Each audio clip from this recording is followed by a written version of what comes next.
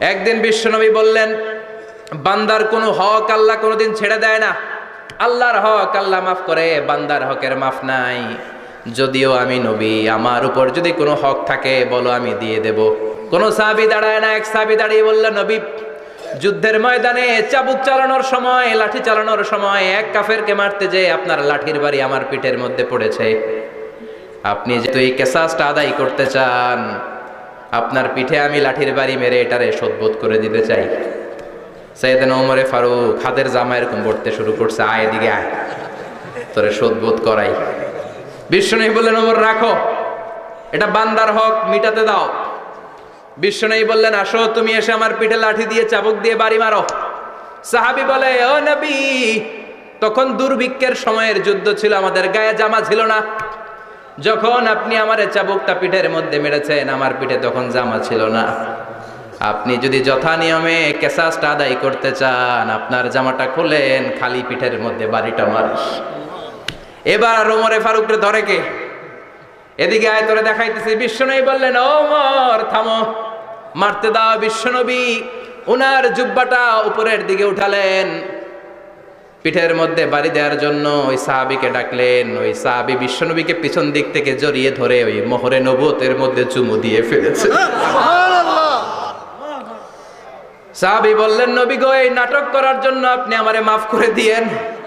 আপনি বিশ্বনবী, উদম গায়ে আপনারে দেখা যায় না, খালি গায়ে আপনারে দেখা যায় না। শুনেছি আপনার পিঠের মধ্যে মোহরে নবুয়ত আছে।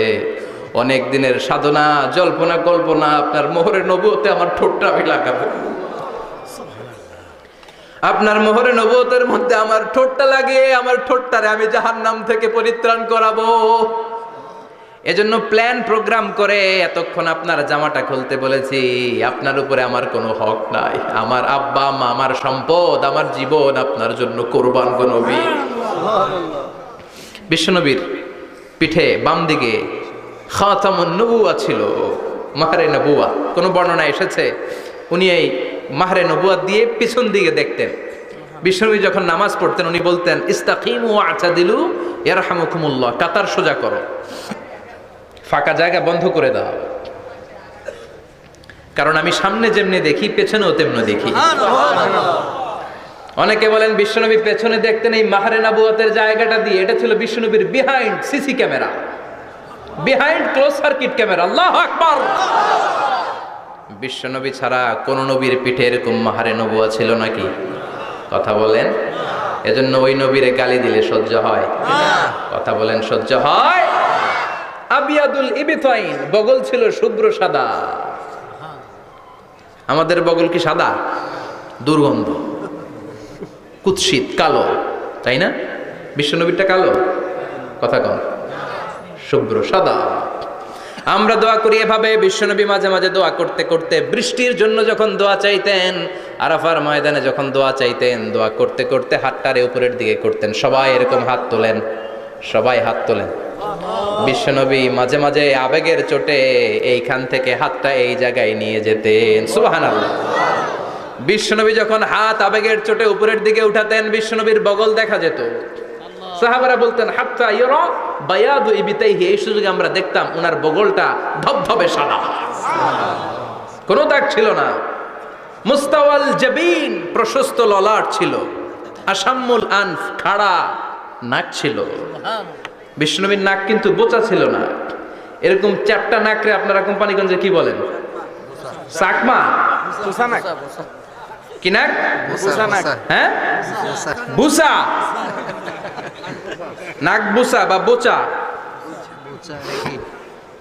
বিশ্বনবীর নাক এই চাকমা স্টাইলে নাক ছিল না, খাড়া ছিল, খাড়া নাক ছিল। সুবহানাল্লাহ পড়ো। মুফাল্লিজুল আসনান, দাঁতগুলো ছিল পরিপাটি। বিশ্বনবীর দাঁতের দিকে তাকালে, বিশ্বনবীর হাসির দিকে তাকালে মনে হতো হাসিতে যেন মুক্তা ঝরে।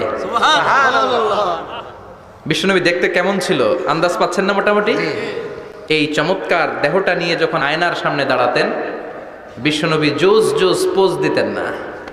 এখনকার ছেলেপেলেরা বলে আয়নার সামনে দাঁড়াইয়া দেই জোস জোস পোজ, আছে না নাই? বিশ্বনবী জোস জোস পোজ দিতেন না। বিশ্বনবী আয়নার সামনে দাঁড়িয়ে বলতেন, আল্লাহুম্মা হাসসানতা খালকি ফাহসিন খুলুকি। ও আল্লাহ, আমার চেহারাটা যেমনি আপনি সুন্দর বানিয়েছেন, আমার হৃদয়টারেও সুন্দর করে দেন।